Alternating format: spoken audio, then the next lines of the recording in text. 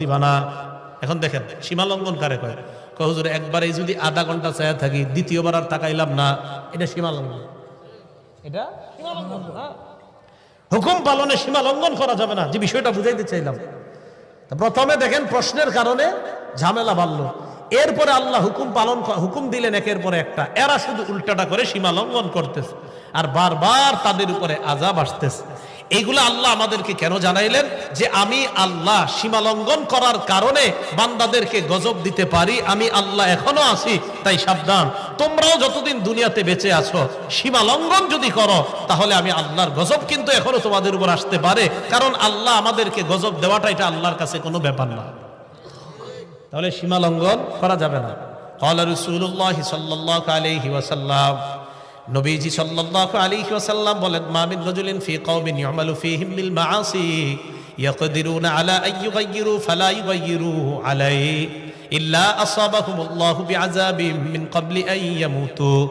নবীজি বলেন, আপনি কোন এলাকার মধ্যে আছেন, ওই এলাকায় যদি আপনি অন্যায় দেখেন, সীমা লঙ্ঘন দেখেন, আল্লাহর হুকুম পালন করার ক্ষেত্রে মানুষ শুধু উল্টা পাল্টা যদি দেখেন, দেখার পরেও যদি আপনি বাধা না দেন, আবার দেখার পরেও যদি আপনি বাধা না দেন, নবীজি বলেন মরণের আগে এমন গজব আসবে আপনার উপর, আল্লাহ মরণের আগে কোনো না কোনো শাস্তি আপনাকে দিবেনি, কোনো না কোনো শাস্তিতে পড়ে যাবেন।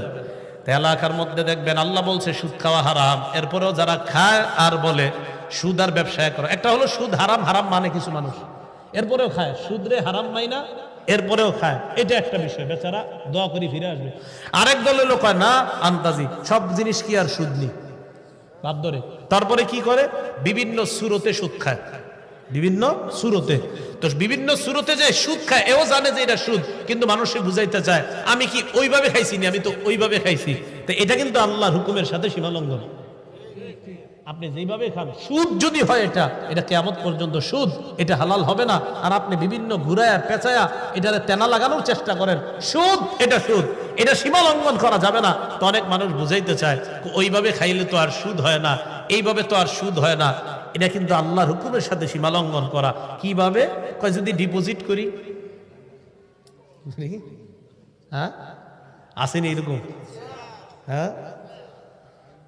এই যে বিভিন্ন জিনিস বিভিন্ন জায়গায় আপনাদেরকে বিভিন্ন আশা টাশা ইত্যাদি দিয়ে নির্দিষ্ট একটা লভ্যাংশ আপনাদেরকে বলা হয়, আর নির্দিষ্ট লভ্যাংশের বিনিময়ে টাকাটা নেওয়া হয়।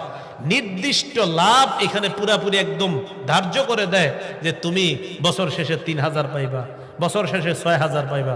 এটা পুরো সুদ, সম্পূর্ণ সুদ, সুদ।